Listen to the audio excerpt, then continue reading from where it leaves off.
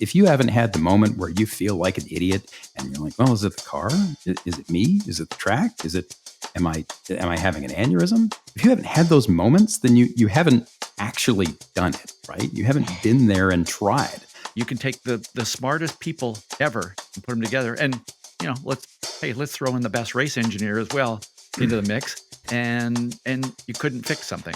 On out number 13, the headrest flew off the car into the grandstands. But it only got worse.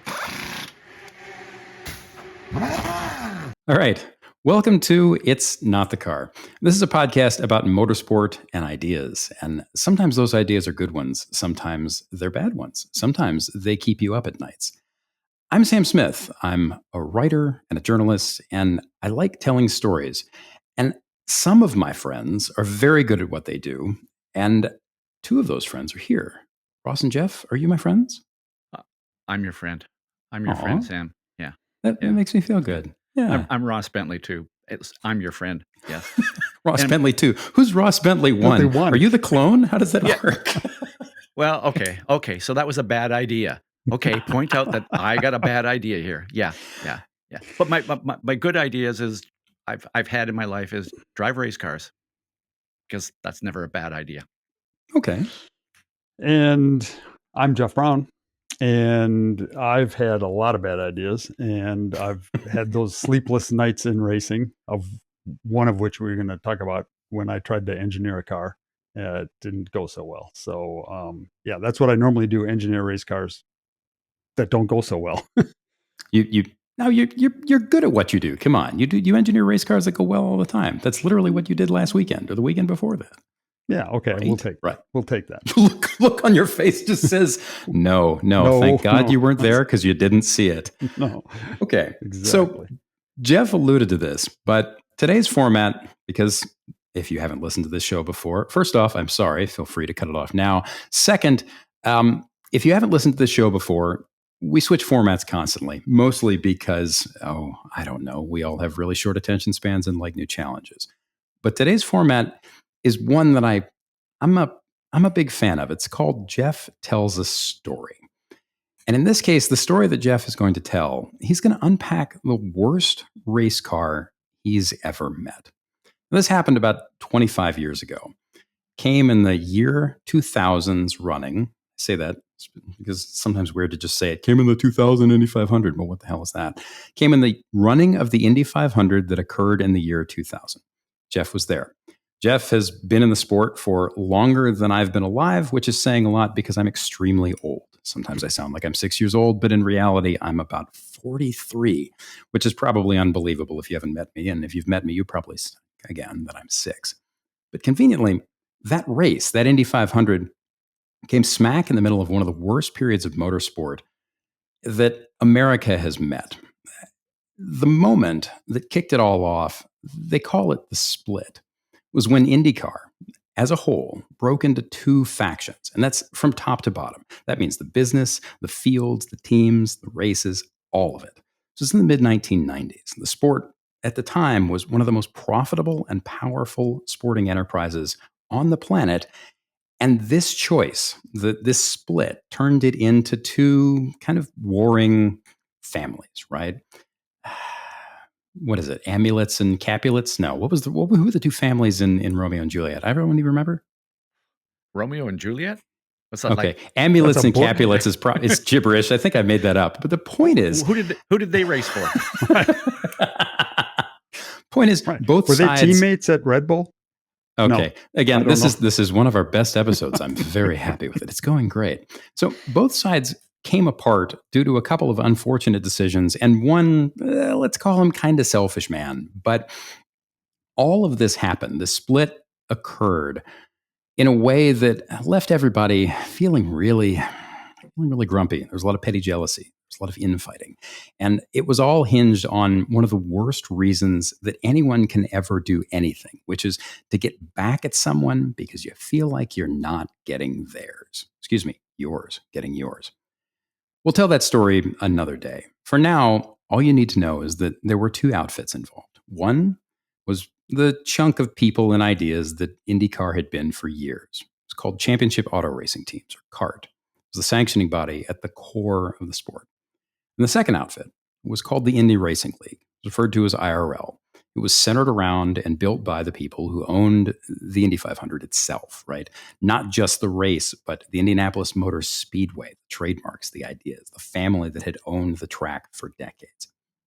And basically, the guy who ran the speedway blew the sport up. He split it into those two pieces and pulled the business apart. And 30 years later, it is back in one piece. The IRL is dead and gone, but IndyCar racing has never really recovered. Again, really interesting story. We're not going to dive into it now. But the one thing that's really important before I hand this over to Jeff, the one thing you need to know is that CART used at the time these big, monster, rad, expensive cars. They had 4-figure turbocharged horsepower. They were hard to drive. They were technically complex, and they were made by a handful of manufacturers. And the IRL used those cars in the first year of the Indy 500 after the split, after the sport came apart. After that, this was in 1997. From 1997 forward, they used a nearly cookie-cutter spec chassis that were meant to drop costs down. Most of them, over time, evolved toward coming toward one single shop, one manufacturer. So, Jeff, it's the year 2000. You want to take it from here? What was the car? So the car I had was a Riley and Scott Mark 7. I even had to look up what mark it was. It was just the Riley and Scott Indy car. And I really feel bad saying it was the worst car I ever ran, but it was. And it, for a lot of reasons, which we'll delve into.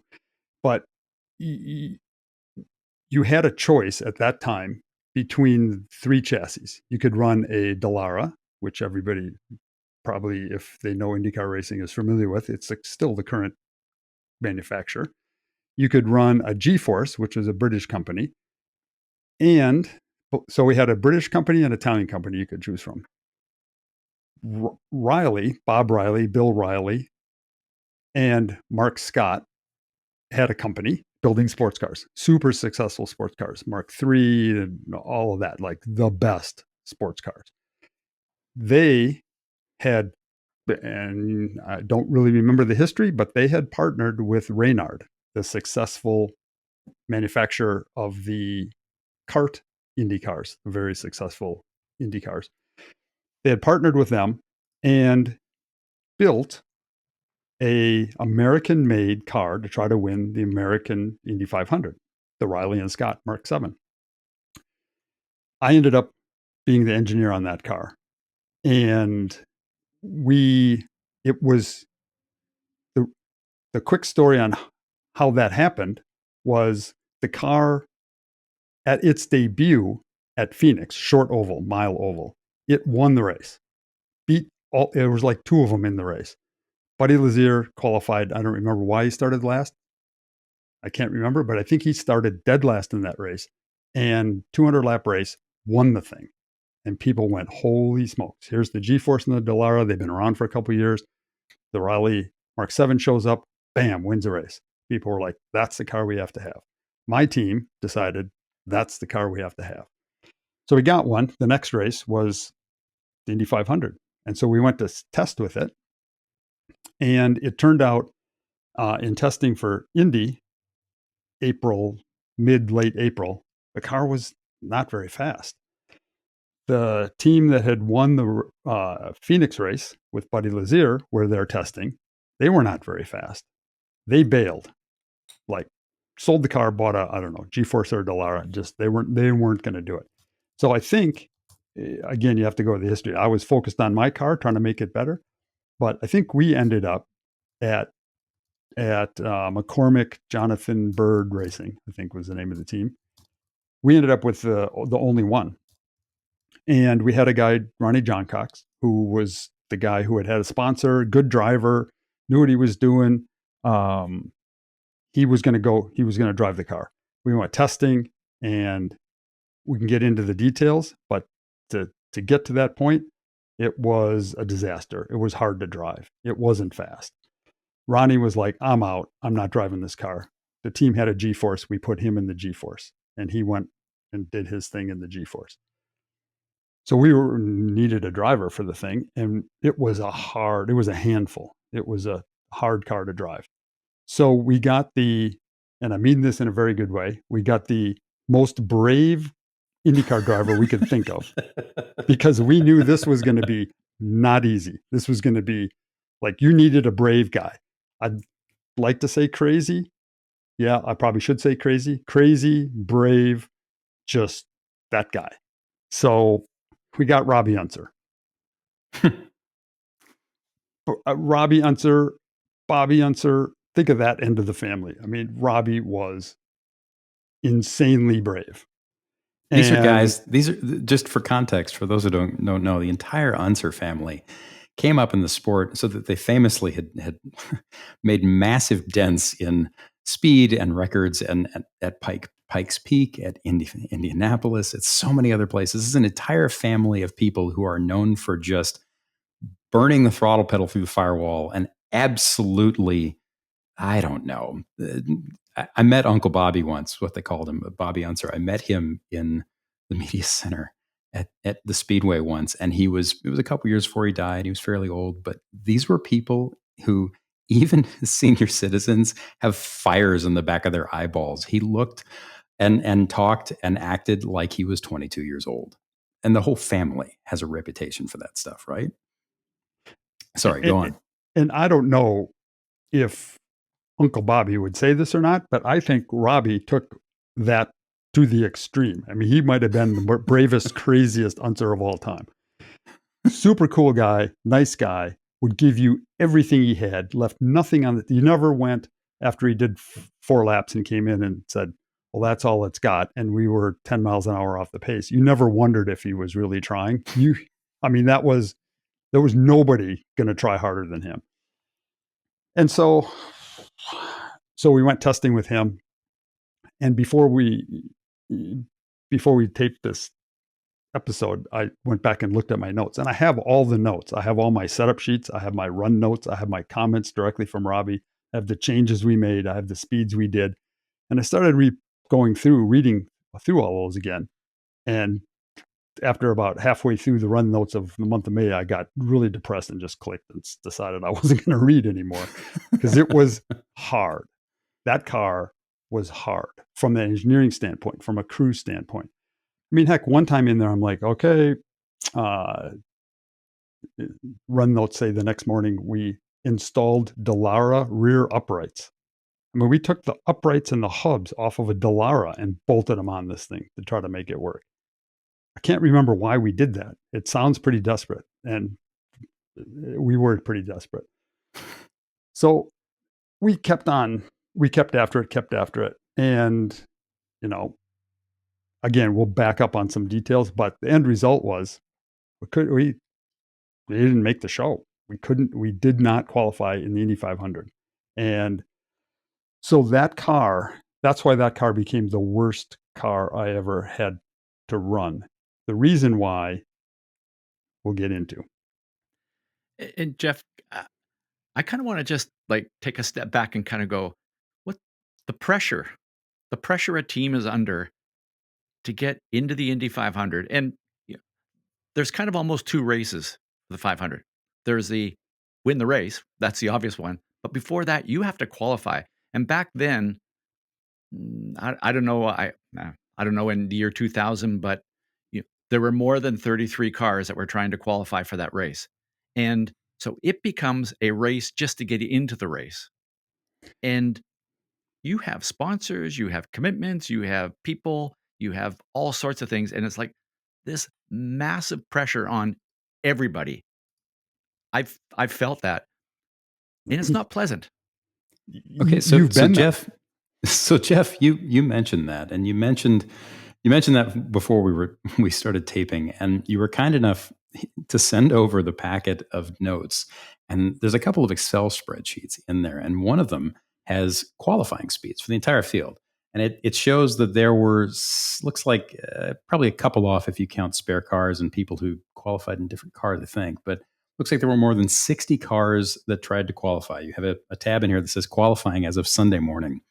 And the poll is Greg Ray at 222 miles an hour in practice and 223.471 in qualifying. To put that in perspective, Robby Unser in car 29 down in row 69, which puts him, number 56 fastest, was at 214.684 miles an hour. And he's not the slowest. The Hideshi Matsuda was down at 195. Most of the real bottom was about 206, 207. Matsuda was an outlier. But the fact that you could show up at Indy in a car with competent people and a hell of a driver and still be, what does that work out to? 8 miles an hour off. When, again, for perspective, the first 20 cars, nobody's slower than 221, which means that you have to go all the way back to 20th before you get a car that is over a mile an hour slower than the pole sitter. And that's remarkable. 214. And that points out how, and I hate to knock this car, but I'll unknock it here in a minute, but how bad that car was. Because we didn't have a bad driver. I mean, was Robby Unser, going to be as fast as Tony Stewart or somebody like that? Probably not. But 2.2 mile an hour off, 0.3 off, not 14 miles an hour or whatever, 8 miles an hour or whatever that is.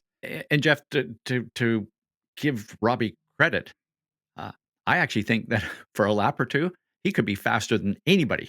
I agree. He just might not be there after 4 or 5 or 10 laps later. I don't know how he would make it.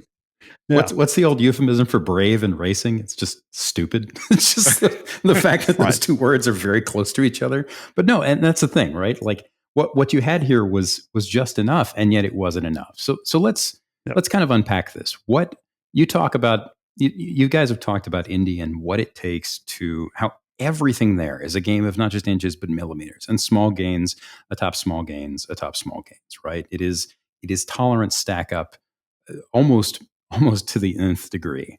How can a car be that far off? Where does it come from? Where does it go? Cotton Eye Joe. Yeah, it can be. So let me answer that question. Let me back up because this I have to go back to Ross's thing real quick. The pressure, because how can it be so far off? And the pressure that was on at the time, and okay, there's pressure from the driver, there's pressure from the team and the sponsor and stuff like that. In this year, where the pressure mostly came from, as weird as it seems, is from Tony George. Tony George had just done, you talked about the split. It was the IRL. We're going to prove that it's a good thing. It's American engines. We need an American car in this race. Tony George was all about trying to get an American car to be in this race. So the owner of the Indianapolis Motor Speedway and the owner of the Indy Racing League, he's putting pressure on you guys. The guy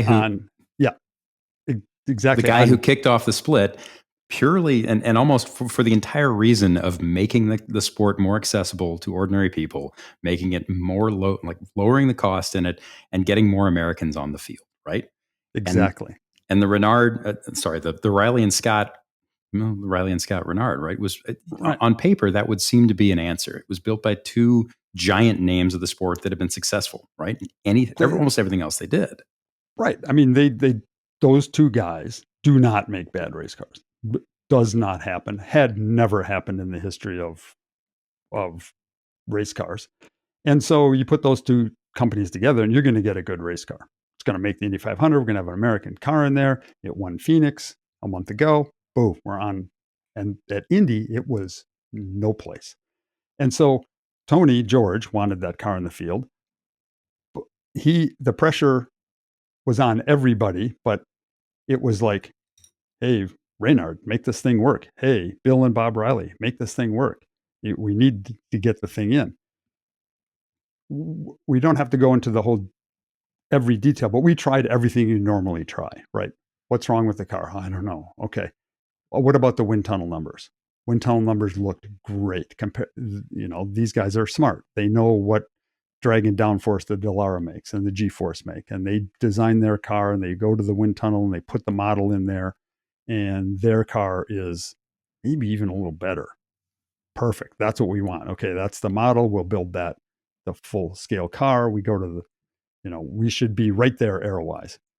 So what is going on? Why are we 8 miles an hour off the pace?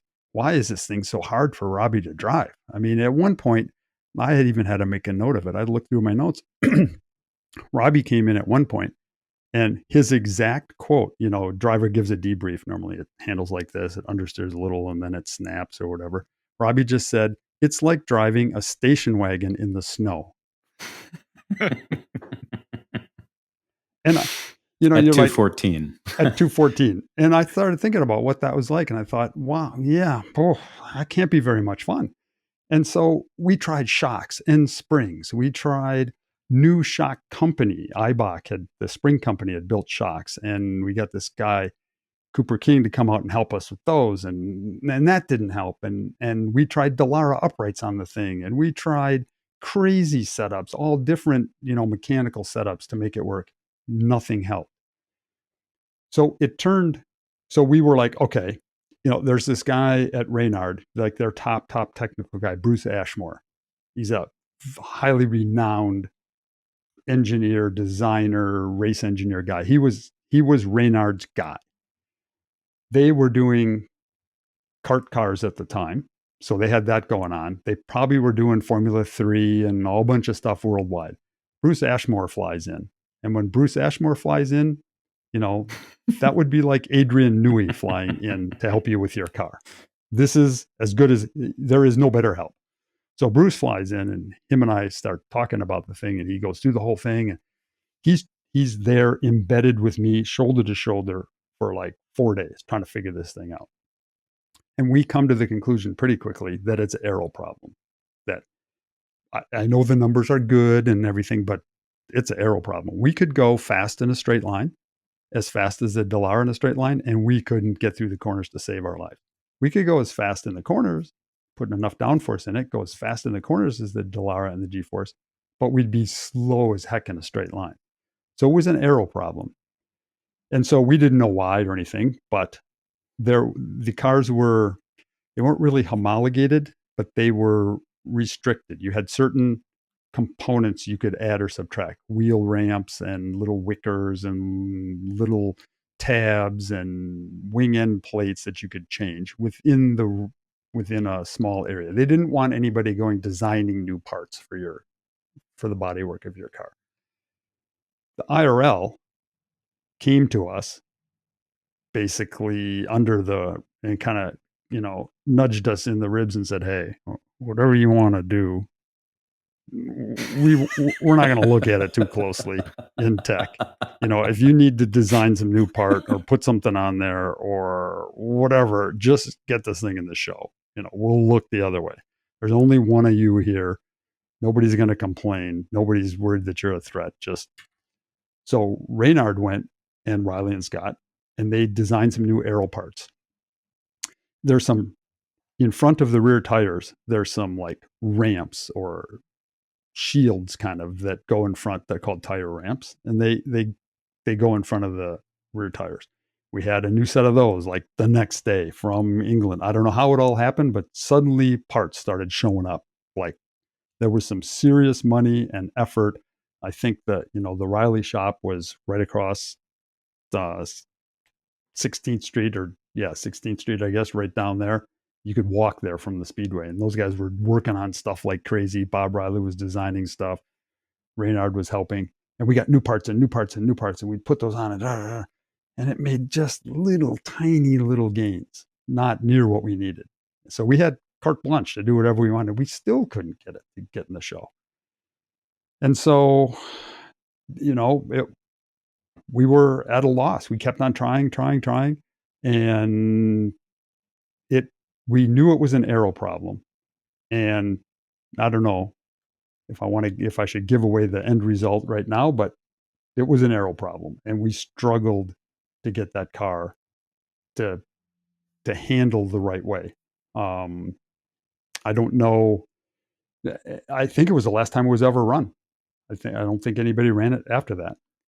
So one of the interesting things about this story is that the car was all but dominant at Phoenix, right? And Phoenix is a completely different track from the Speedway. It's a tri-oval.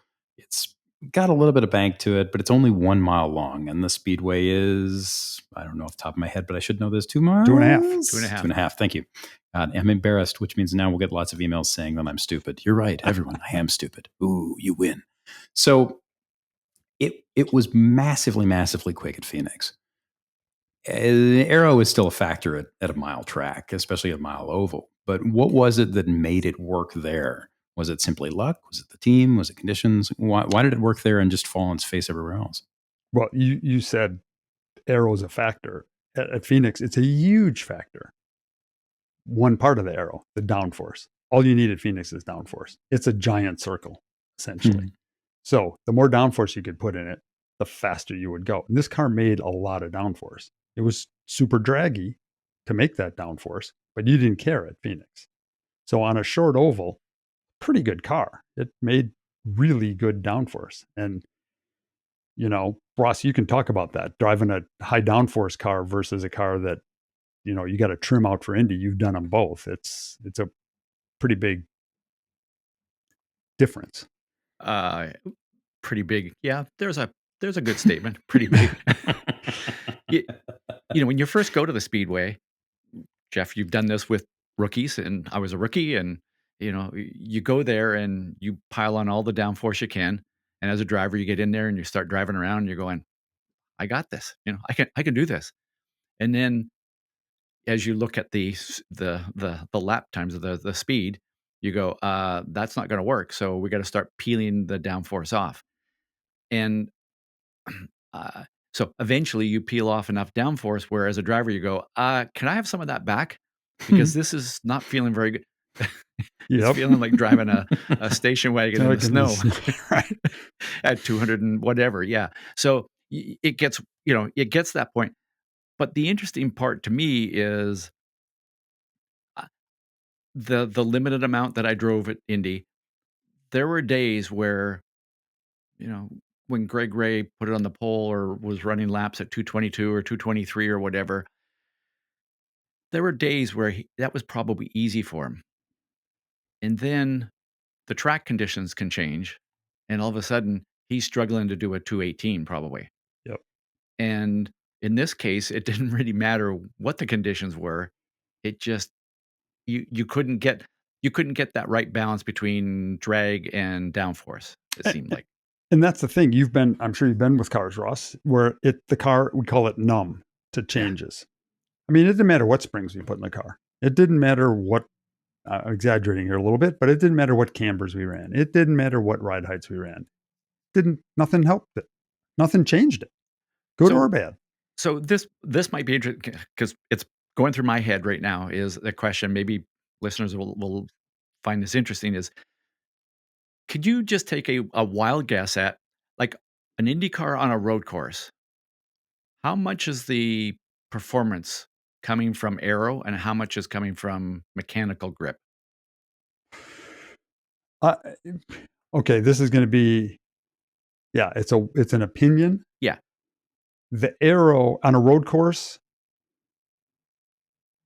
of a current Indy car, I would say I would give it 60 to 70% the importance, and mechanical grip 30%, let's say. So let's say you took a current Indy car and you went to Phoenix, which they don't go there now, but what would it be there?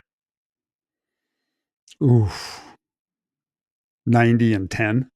And then you went to the Speedway, what would it be? It's actually a little, I mean, it's probably not far off. It's different. Yeah. But it's still probably 90 and 10. It might be 95 and 10. So because when you say aero, I think aero efficiency. Yeah. Drag versus downforce. So at Phoenix, aero's important. It's 90% because you got to have maximum downforce. It's all about downforce. The mechanical doesn't really matter. At the Speedway, you got to have efficiency, aero efficiency, which is very, very important. So as an engineer, you're there, you've got this car, you got it there, and you're going, well, I can change the springs, I can change the dampers, I can put bolt uprights from a different car on the thing, all this mechanical stuff. But like I said, it's hard to make big changes aero-wise, even though they started bringing some other pieces in there. Sounds like a bunch of aero band-aids. Yep. It I, was. I think it's pretty compelling, right? Because it gets to the core of engineering problem solving in general, but also the fact that with race cars in particular, you can have it's possible to have a car that is ill-suited for the class, but can be fixed and nudged and poked and hammered and kicked into being competitive. And then it's possible to have something that is ill-suited for the class, but there's nothing you can do to fix it. And that, what did that feel like? It had to have been, because most of the business, most of what you deal with, at worst, it's the former, right? At worst, you know that there is something somewhere that you can do to make things better. How does it feel? What's the line from Tom Wolfe from The Right Stuff, where he's talking about test pilots when they're crashing? I've tried A, I've tried B, I've tried C, nothing works. Like, how does it feel when you're at that point where you've exhausted the list and there's nothing you can do? It's just not getting better. It feels terrible, and because I would have liked another team to have run like Himmelgarn, which was Buddy Lazier's team that won at Phoenix with the car. They thought they had the right choice too. They came to Indy for testing, and the car was not good, and they just bailed on it pretty quickly. Like after 2 days at the speedway testing, they bailed on it. I wish they would have stayed for me, because, how did it feel, Sam? If they would have stayed, I could have at least had a personal comparison. We could have said, well, okay, we're 8 miles an hour off the pace, but Himmelgarn's 9 miles an hour off the pace. So, all right, we have the same car, we have the same equipment, we're not doing too bad. But we didn't have that. So we didn't know whether we were just idiots, me and Robby. Robby couldn't drive, I couldn't engineer. We didn't know, and that made it tough. So, Jeff, speaking of how you were feeling, I've driven a bad Indy car on an oval, and I honestly, I was scared. Like, you don't really admit it to yourself at the time, but afterwards you go, yeah, I was scared. Oh yeah. And fortunately, later on you find out that guys that have won the Indy 500 said the same thing. Right.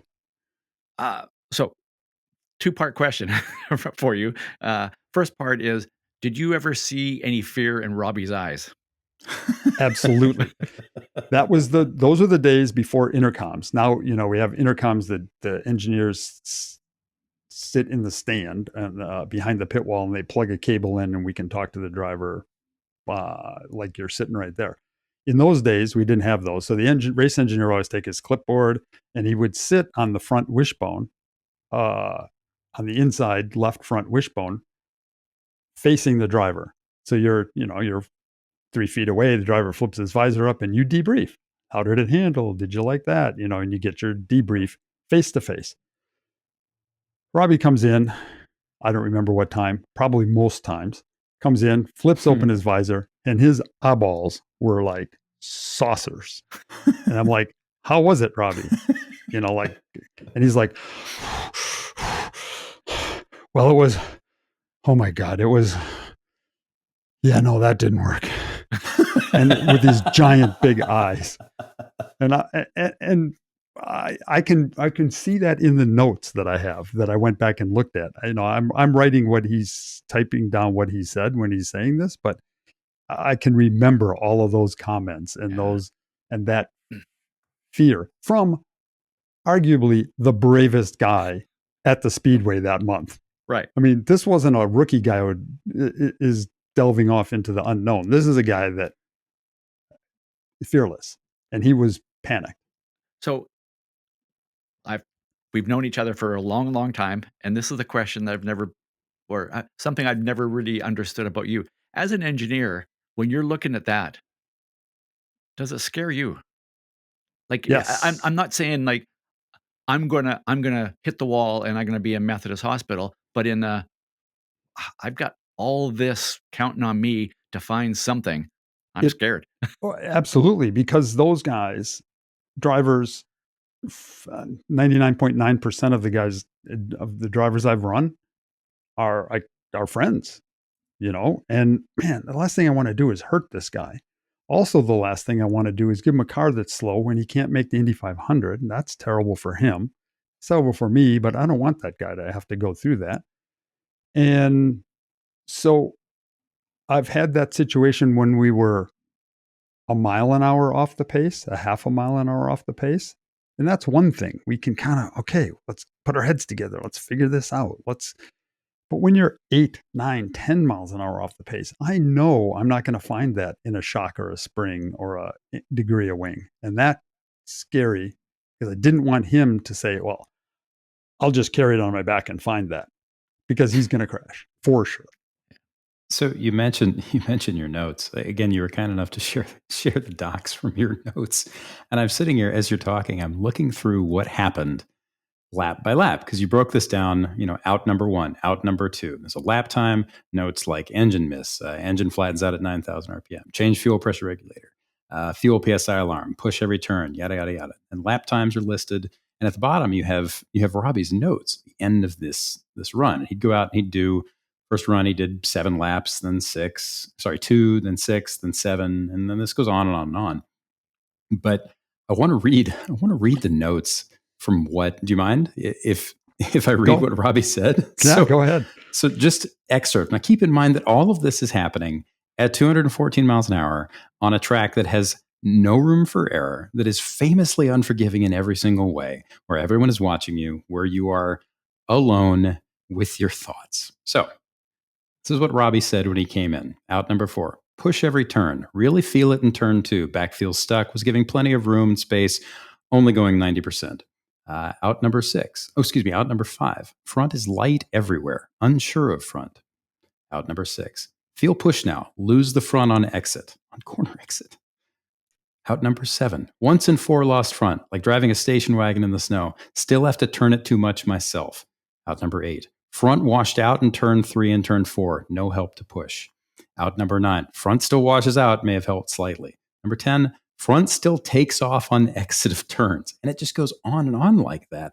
And all of it is the same issue. Oh, except I take that back. On out number 13, the headrest flew off the car into the grandstands. But it only got worse. The notion that he's losing the front, losing the rear, the car is a hot mess. And the only answer you guys have is to keep feeling like idiots and keep pushing, which I don't know about you guys, but anybody I know in club racing on an amateur hobby level, if you haven't had the moment where you feel like an idiot and you're like, well, is it the car? Is it me? Is it the track?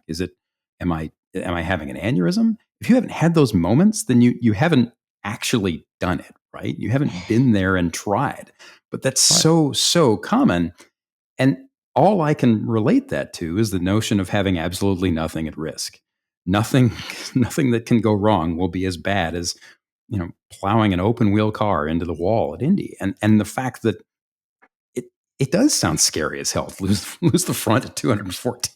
And to know that you're still 10 miles an hour slow, 8 miles an hour slow, whatever it was. It's bonkers. Well, and you mentioned all that, Sam, all those runs. You can see the terrific job I did by fixing it. It got better. I mean, so clearly we blame you, Jeff. Yes, right. No, I blamed me, and that's how I felt. I mean, like, I can't help this guy. You went through 7 runs, and you didn't say what I changed in there, but I changed. I know I changed some stuff, and none of it helped. So I forgot to read the note on out number 13 when the headrest flew off the car into the grandstands. That's because you picked it up and threw it. You're just pissed off. And then you went to, it says, went to bar, got real drunk, went home. Oh, man. Actually, as you were saying that, I know this is a little tangent, and I'm sorry, but when the headrest flew off, I was just sitting there going, and then the car worked better because aero-wise, because it couldn't get any worse. Yeah. That might have been, Bruce Ashmore might have been, I don't know. Let's just loosen the headrest. Maybe it'll help. Yeah. We were sitting there. And the thing that did make me feel a little bit better, Ross, was that I had a guy like Bruce Ashmore, and he couldn't figure it out either. And he had no ideas. And we worked hard, and he had the factory back. I mean, he was on the phone, and they put the car back in the wind tunnel, the model back in the wind tunnel to try these new parts they were going to design. there was no lack of effort between the Bill and Bob Riley, Mark Scott, and Reynard. They were giving it everything they had. And I'll go reveal how we got there. Please. Yeah. Yes. It turned out, and we didn't know it at the time. We didn't know this until weeks later. It turned out that Reynard, and again, I wasn't involved in the history of this, but Reynard bought Riley some time before this happened. And they built the race car together, a year before or something like that. They bought Riley because Riley was a very highly successful car company. From what I understood, Reynard wanted to go public, and this would really bolster their balance sheet because of Riley and their success with the sports cars and everything.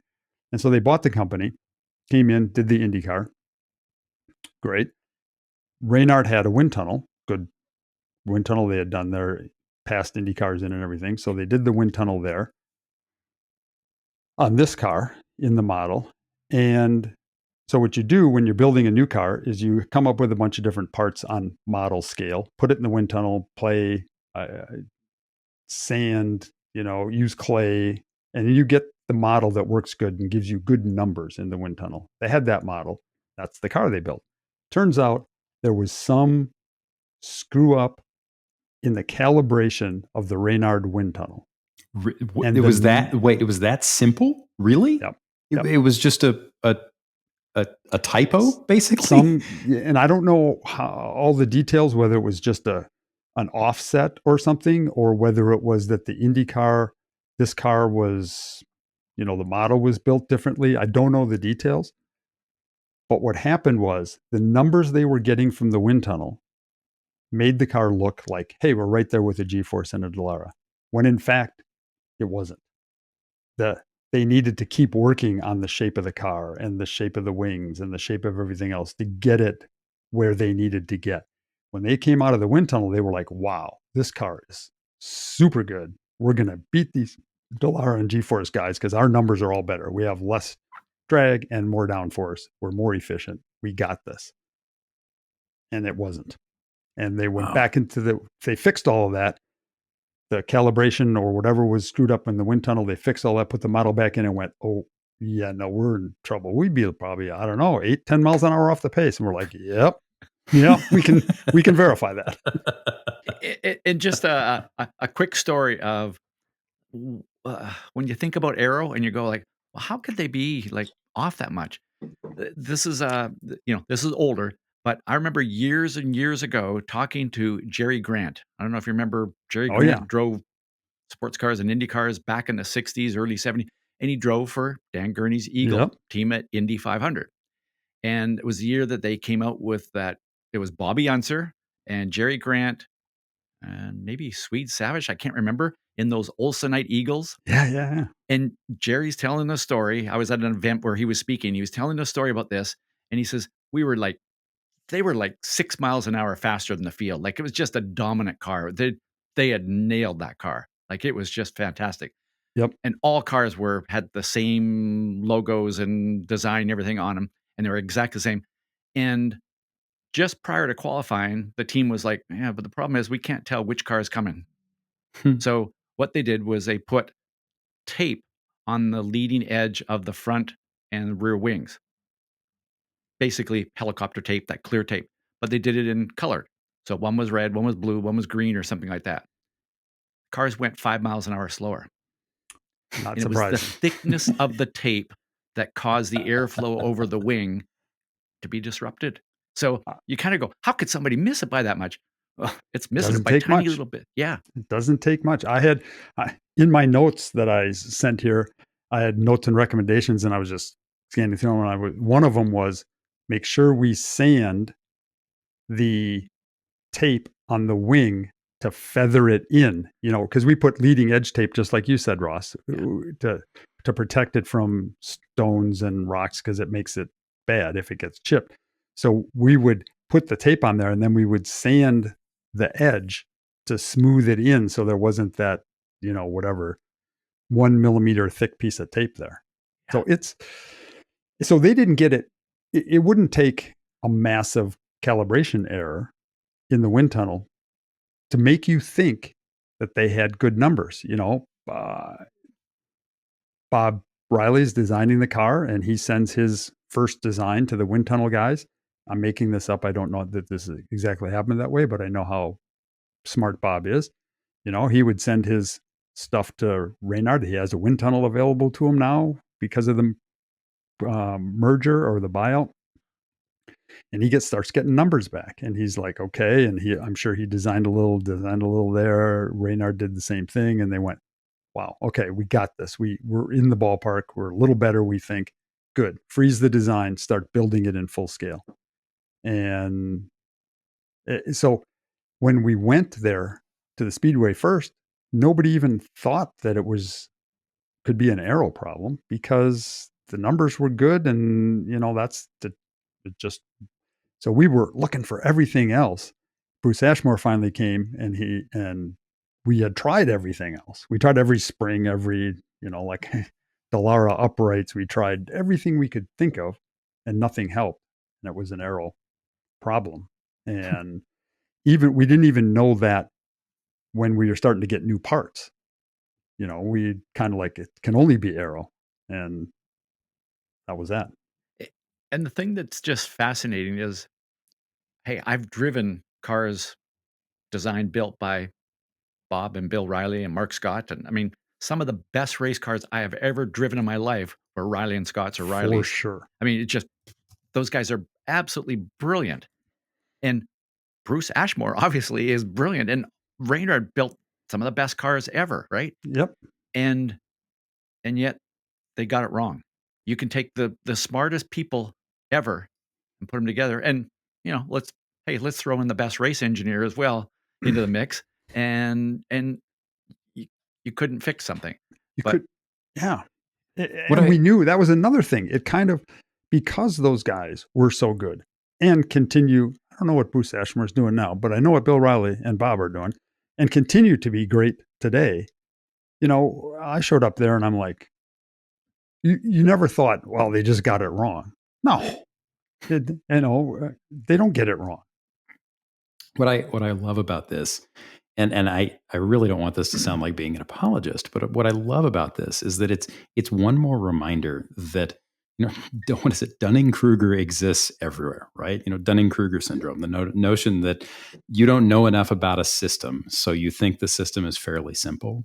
It's very, very easy to watch any chunk of motorsport, right? To look at the last F1 race, to look at an IMSA race, to go to the June sprints or whatever it is, and watch somebody doing poorly, watch a team screw up, watch Max make a mistake, watch Ricardo be absolutely awful and dick around at the back of the field, whatever it is, and look at it and think, wow, man, what a bunch of what a flaming pack of assholes, what a bunch of guys that just don't know anything at all, and yet, in the end, every single one of these systems is far more complex, from the team to the car to the human system inside it. It's far more complex than anybody gives credit for. And it's one of the reasons why there aren't a lot of podcasts, there aren't a lot of motorsport analyses that I can read that try to draw conclusions that mean anything, because half the time you listen to some talking head somewhere, you listen to somebody trying to tell you what happened that weekend or at that race or at that track a week ago, a month ago, whenever it was. And there's always some piece of context. There's always some piece of knowledge, or even just some larger framing view of the system that's missing. And that really, things are never as simple as they seem. It's one of the reasons I really like talking to you guys about this stuff, because ultimately, we talk about something, and then I sit down and I think, oh God, I'm a moron. I never thought about that. But that's the best part of learning about it. And that's why racing's so great, right? And why motorsport in general is so great, because it's ultimately even something as simple as putting tape on the leading edge of the wing is a far more complex problem than anybody thinks. Yep. I don't know. It's what was it? So Jeff, one of the things that your notes say you initially had, was it Ronnie Johncock in the car? Mm-hmm. He was supposed to drive it. Did he drive it? He drove it. We tested. April, Yeah. March. I don't remember. Month. April, probably. We went and tested with Ronnie in the car. And I even had some notes about what we were going to do. There was a test plan. I think I had something about, get him some laps. And yeah, here we go. May 1, 2, 3, Ronnie Johncox. There are two main objectives to this test: to determine the starting setup for opening day, to allow Ronnie time to get used to the Riley and Scott. This will include working on his line and working on getting a stable and consistent car. That was the test plan. Two main goals. Failed. Totally failed. Totally. Another piece of your notes said that it was so bad that he bailed, and that's when you went for Unser, for Robby. What was it? What was? I'm really curious. What was he like when he got out of the car, and he knew it was bad, but he also knew that he wasn't bringing enough, and more important, how far off Robby was he? He wasn't that far off. Ronnie was a good driver. I mean, he knew what he was doing. He came from sprint cars. He was a good driver. And I don't remember. He had a sponsor who was bringing the budget, and he drove the car, and he had driven other Indy cars before. So he drove this car, and he just didn't like the feel. He was like, nope, this is not going to work for me. He didn't know it was wrong. It was bad. It was just like, he had the choice. He could do this car or do the other car.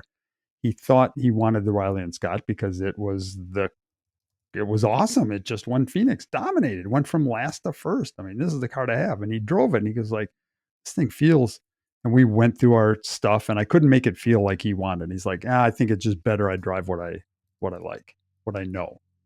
And so that was the reason he went away from the car. And then I don't remember, we had Jonathan Bird was a sponsor, maybe of just that car or the whole team. I can't remember exactly, but Jonathan Bird, he had cafeterias, like cafeterias where you go get lunch and stuff, Jonathan Bird cafeterias in the Midwest. And he had sponsored race cars for a long, long time. So he was an icon of the Indy 500. And so I think he might have just paid for that car because he wanted the Jonathan Bird car in the field. And so we, as a team, got to pick who we were going to put in that car. And after seeing what Ronnie had gone through, again, went for the bravest guy we could come up with. So, yeah. And I just want to, kind of go back to that pressure piece. The Indianapolis Motor Speedway during the month of May, I have never seen so many tough, successful grown men cry. Obviously, you have not been to a group of journalists at the bar, but please, yes, go on. Okay, Sam, I'll take a shot at you. I said brave grown-ups. Oh, ouch. No, that's accurate. That's tough but fair, Ross. Go on, really. Yeah, okay. No. And it's just, I can't imagine the frustration you were feeling, and at some point there's got to be a little bit of hopelessness. Like, we can't fix this thing. And I guess, was there a point where you guys go, that's it, we just give up? No, but it's one of those things where we knew it wasn't going to happen. We weren't close enough. We could look. That's why those lists in my notes there, Sam, are I have a qualifying calculation sheet where I could type in real quickly the times and knew what after the first lap, I knew what the next 3 had to average. After the second lap, I knew what the next 2 had to average to get in the show. And I had the best speeds of the month. And when you just looked at the hard, cold numbers, we didn't stand a chance. We knew that going into qualifying. And it wasn't like now where there's 35 cars for 33 spots. We'd have to have 12 guys crash for us to get in. We were not going to get in. But we wanted to give it everything we had right to the end. And we had parts. I remember Saturday morning before qualifying, we had new parts. Sunday morning, we had new parts again. And even to the point where, we'd go through tech, and the tech guys were trying to help us, I'm sure, with direction from IRL/Tony George, like, is there anything you can do? Like, minimum weight, you can just take the weight out. We're not gonna JATO nozzles. We got a set of JATO nozzles in the back. We're just gonna strap them on. It's Genesis. Unfortunately, it wasn't turbo car, so AJ Foyt's pop-off valves were in the museum. We couldn't get one of those. So, but I mean, they were trying to help as much as they could, and there was nothing we could do. But we still, as stupid racers, still get Robby hung in there right to the end, and the crew hung in there right to the end, and we did everything we could. But it was not a surprise. And nobody was surprised. But oh man, we almost made it. No, we weren't even close. We weren't even in the same zip code. Again, I think that's the definition of what makes the sport great. Is that people talk all the time about they're a racer, right? Well, does he drive? No, he's a mechanic. He's a racer, right? The notion that in the end, it means not packing it up. It means even when there's no way in hell you're going to make it, you keep trying and you keep showing up. And I want to close on this because we're about out of time. I want to close on one piece of context that I love out of this. So I've got your spreadsheet back up in front of me from qualifying. It says qualifying as of Sunday morning. Now remember, Greg Ray in practice was 222 miles an hour, 0.006. In qualifying, he did a 223.4. That was what actually made the show. Way, way down in 56th place is Robby Unser at 214.684. And here's the thing. The guy who got out of the car because he knew he couldn't cut it, because he knew it just wasn't working, who Jeff said was good and was good. Ronnie John Cox was 214.107. He was half a mile an hour slower. He was just as much there as Robby. And you can't blame the guy for getting out of the car, but at the same time, there is just something to be said, something great about whatever it is that drive in your spleen that says, hey man, we keep trying. And that's, I don't know, that's one of the reasons I love Indy, one of the reasons I love all this stuff. It's one of the reasons I love this podcast. We keep on going. Right. Bad episode after bad episode. We just keep showing up on the mic. And on that note, Rimshot, we are unfortunately out of time. That is our show. We have a quick announcement. We have a live video Q&A coming up in August, one evening in August. Now, we've done one of these so far this year. We do it quarterly for our Patreon members. You can show up and sign into the video and ask us just pretty much anything for an hour. They're a lot of fun. It's a cross between No Dumb Questions, which used to be Ross and Jeff's old podcast, and it's now something we do as bonus episodes for Patreon. And I don't know, sitting around with us at a bar. Sometimes I think I should have more beer when we do these things instead of just a beer, but I will have a drink in my hand. Keep an eye out. We'll announce the date on our Patreon newsfeed a few weeks in advance. We'll mention it again here on the show. It's going to be a lot of fun. We'd love to have you there. Other than that, tune in next week when our topic will be, I don't know, Jeff, Ross, what's our topic next week? What are we going to talk about?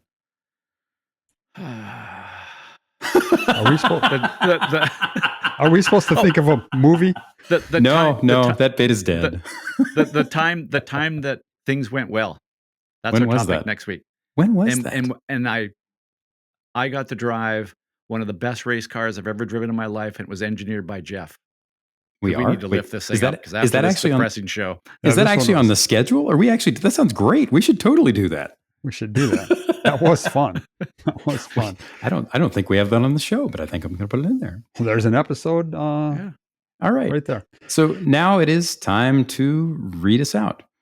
It's Not the Car is produced by us.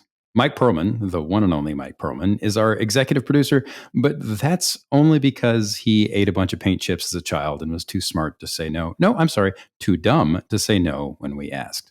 I'm the show's creator. I read your emails and don't always respond to them in time because I have small kids. There's a lot going on in my house. I'm sorry, forgive me. We love you very much.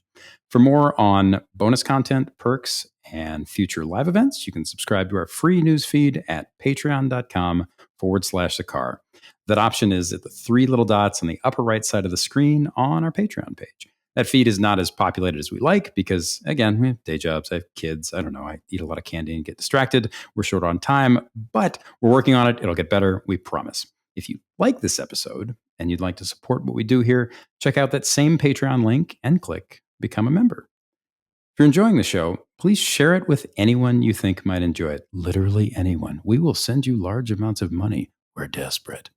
Your recommendations make a huge difference, and they really do help us keep It's Not the Car on the air.